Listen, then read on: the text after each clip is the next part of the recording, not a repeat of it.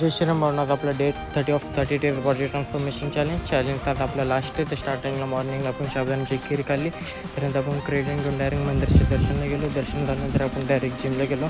आज आपला बायसेप आणि बॅकसाठी होतं. तर स्टार्टिंगला आपण वॉर्मअप केलं. त्यानंतर आपण फर्स्ट बायसेप मारले, त्यानंतर बायसेप कर्ल्स मारले, त्यानंतर हॅमर कर्ल्स मारले, त्यानंतर क्लोज ग्रिप बायसेप मारले.